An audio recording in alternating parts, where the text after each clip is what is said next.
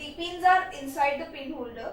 So when you will rotate the pin holder, you will see that all these pins get attracted towards the mouth of the pin holder and they get attached to the mouth, because magnet is suspended, or the magnet is rolled around the mouth of the pin holder, so that because of the magnetic property of the magnet, the pins are made up of iron, so they get attracted towards the mouth and we can pick them easily. Otherwise you may hurt your hand by putting inside the holder. So this is the second use. Then magnets are used in the cupboards also.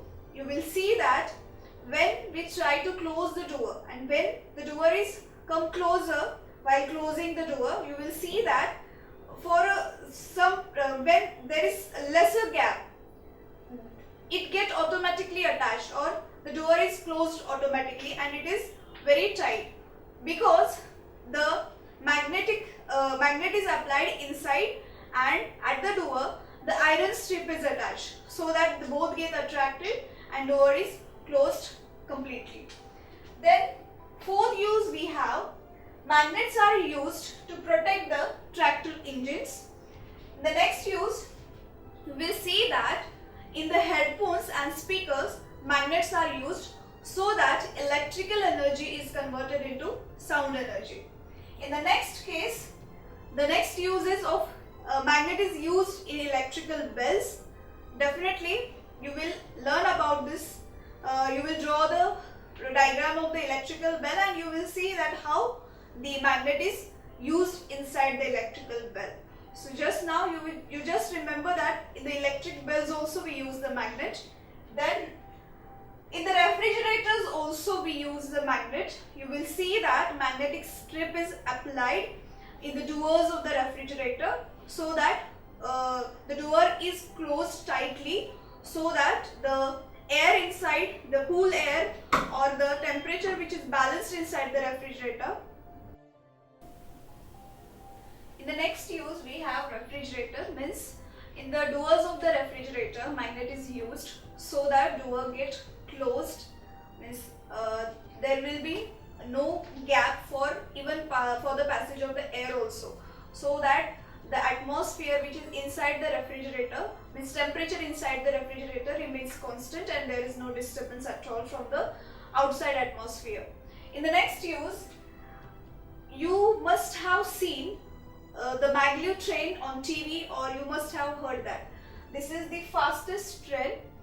It is, means the maglev train, or the formation or the working of the maglev train is based on the magnetic property. Here I will explain you.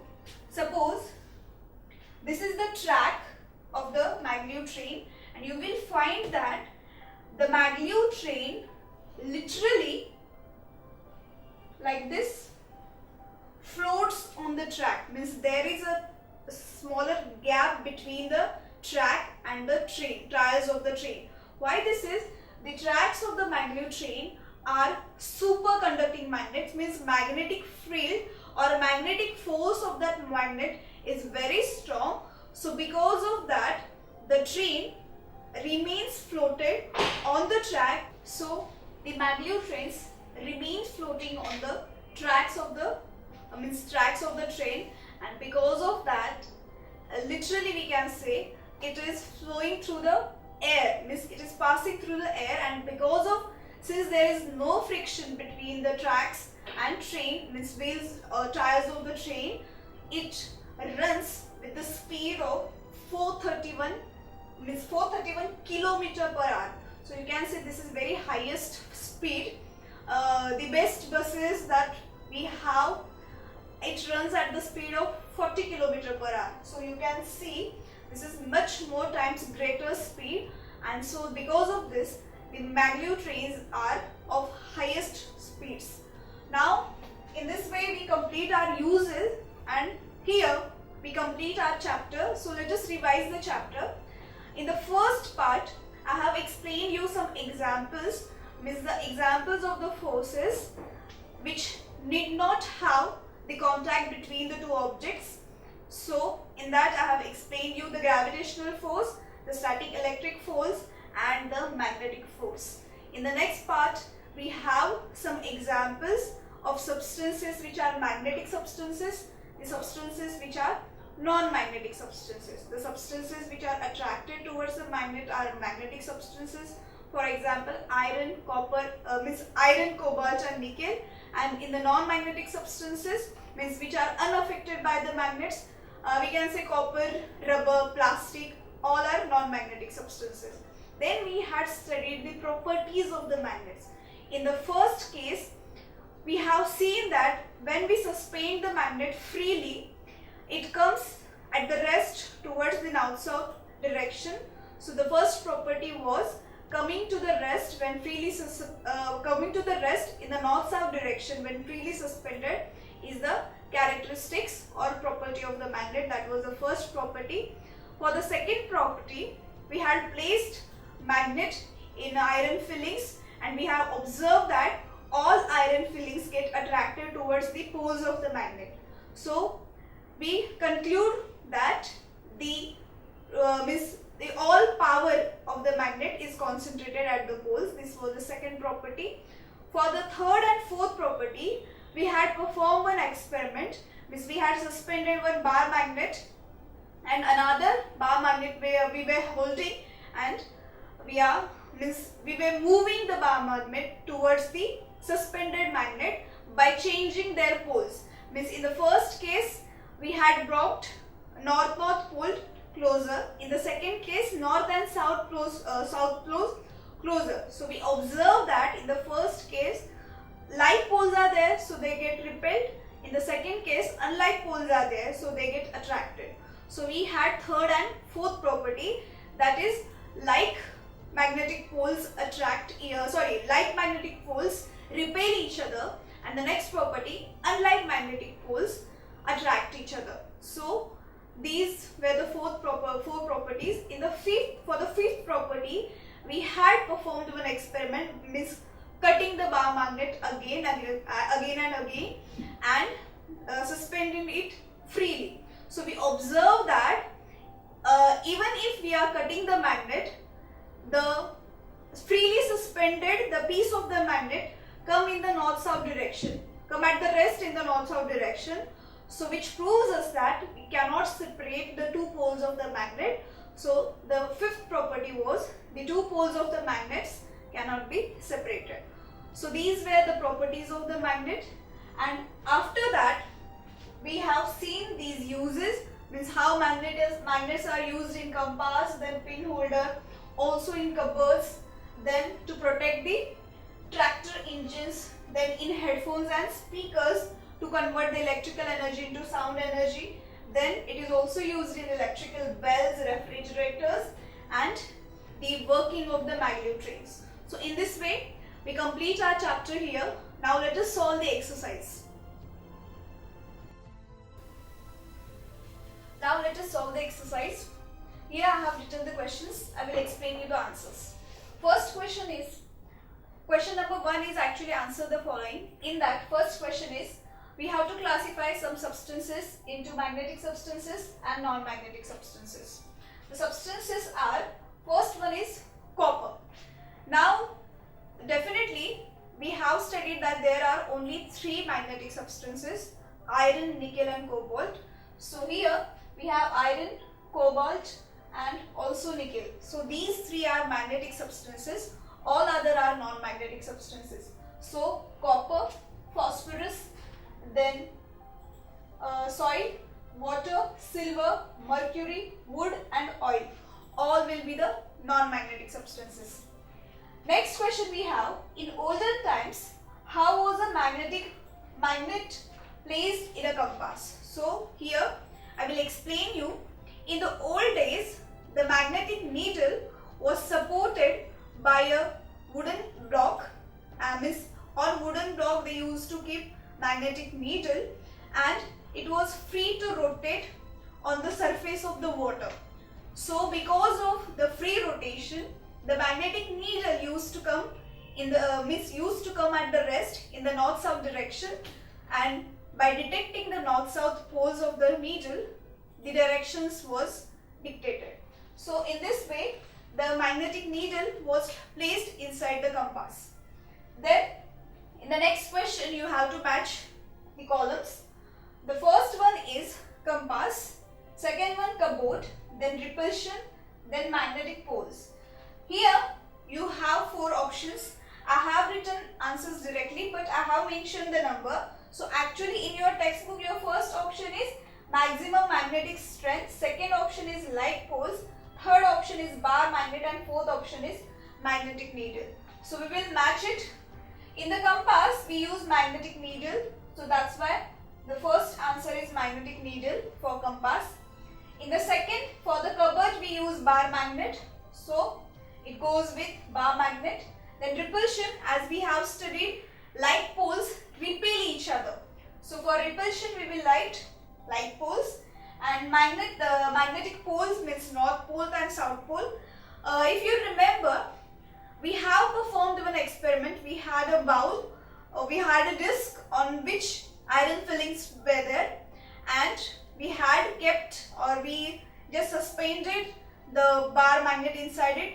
So we seen that all the iron fillings get attracted towards the poles of the magnet. So we conclude that the strength of the magnet, or all the strength or the power of the magnet, is concentrated in the poles.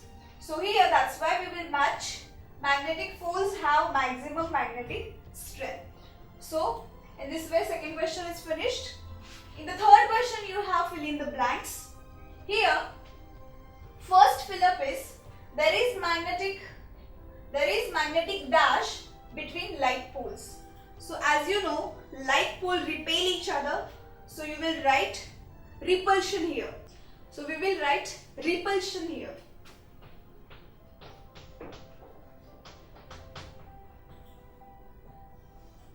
Underline your answer. In the second case, for the second fill up, we have stainless steel is a dash substance.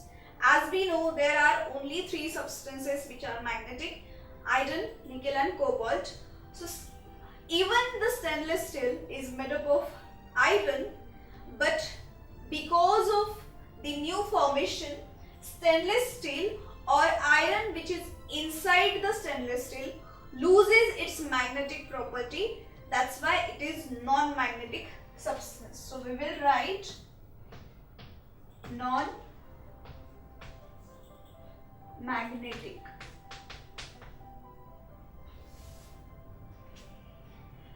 Then in the third question, we have there is a mutual attraction between dash poles of a magnet. Like poles repel each other, unlike poles attract each other. So here, since there is mutual attraction, so we are talking about unlike poles. So answer is unlike poles. So underline it. The next question we have, there is a maximum magnetic force near to dash of the magnet. Definitely near the poles of the magnet, the north pole and south pole. So near the poles of a magnet is your answer. Fourth question is, it is due scientific reasons.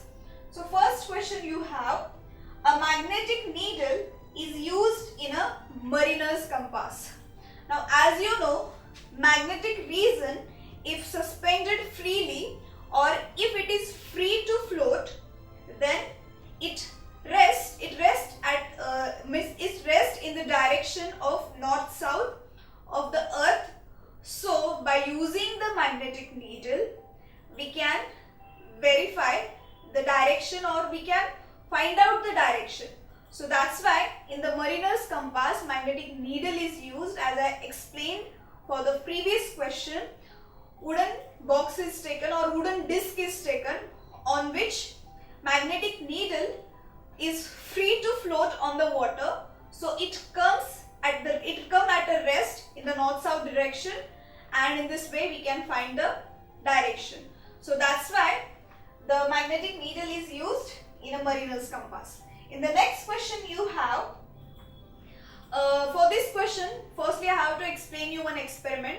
If you remember, in the first experiment we had taken a bar magnet, we had tied a thread at the center of the bar magnet and suspended it freely by tying that thread to the wooden stand. So question is actually, if we are tying that bar magnet or we are placing that bar magnet vertically, means if you remember, the bar magnet was suspended like this, means thread was tied here. Here was North Pole, here was South Pole. Now the question is, if we will suspend the bar magnet vertically, means like this, what will happen? That we have to explain. So actually, since now North Pole and South Pole are both lie in the same line, definitely it will not show any kind of direction, or it will not come in the rest in the north-south direction. So this is the answer, that we are unable to find the north-south direction by suspending the magnet vertically. So this is the answer. Now here, for your understanding, I will explain you some questions with some answers of questions which are given in between of your textbook. So first question is, the question is actually, we are placing a bar magnet deep inside the sack of the coal, and after removing the bar magnet, we find that small coal particles are attached on the magnet. So this means actually it means that these coal particles are magnetic. Answer is no.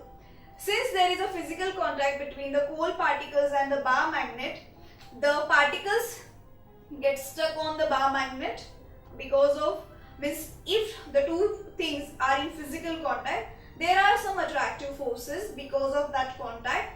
So this is the normal phenomena. This doesn't mean that the coal particles or coal is a magnetic substance. So you will write that the coal is not a magnetic substance. The coal particles get stuck on the bar magnet because of its physical contact. So this is the answer. In the second question, we have, how will you place the poles of the disc magnets? Here I will draw for you. Suppose this is the disc magnet. So actually, as you know, there are two surfaces of the disc, upper one and lower one. So actually, if the upper one acts as north pole, the lower pole, means the lower one, will act as the south pole. So in this way, the north pole and south pole of the disc magnet are represented. Then in the next case, the question is given to again the first experiment. That experiment we have performed, means just suspending the bar magnet freely. The question is, what will happen if we will use the coiled rope instead of thread? Means suppose we are using this kind of rope.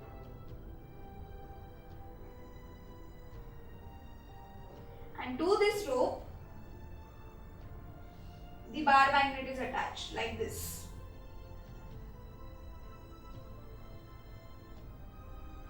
So they are asking that what will happen, whether the bar magnet will show the north-south direction correctly. The answer is no, since the coil, because of the coil rope, the magnet will continually rotate because of the windings of the coil rope. So definitely because of those rotations, the bar magnet will not come at the rest, so it will not show us the correct north-south direction. Then in the next case we have, if you remember, we have performed one experiment to find out that what will happen if we are getting the two similar poles of the magnet closer, or if we are going to take the unlike poles of the magnet together. So what will happen? So in that particular experiment, one question is asked, what will happen if we will interchange the poles. So now in the first case, if you remember, in the first case we have performed the experiment that the suspended means we are taking the north pole of the magnet which I am folding. So north pole we are taking closer to the north pole of the suspended magnet. This was the first case, but now what we are doing now, we are actually interchanging the poles. So now I am taking north pole of the bar magnet to the south pole of the suspended magnet. So definitely we are taking unlike poles together. That means there will be attraction. So we will say that the unlike poles attract each other. In the second case, it will be definitely reversed. In the second case, we are taking like poles, for example, north-north poles together. So definitely they will get repelled by each other. So we will say like poles repel each other. The next question you have, what are the special advantages of using horseshoe magnet? Now here, suppose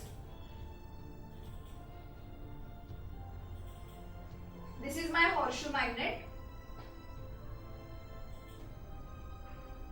You can see for the horseshoe magnet, the north pole and south pole are very close to each other. Means you can see the distance between the north pole and south pole is very lesser. So because of that, the magnetic force or the magnetic field developed here between the north and south pole of the horseshoe magnet is very stronger. So that's why for creating the strong magnetic field, we can use the horseshoe magnet here. So in this way, we complete our chapter along with exercise. So try to write down these question answers and by heart it properly in the scientific language so that you will not lose your marks.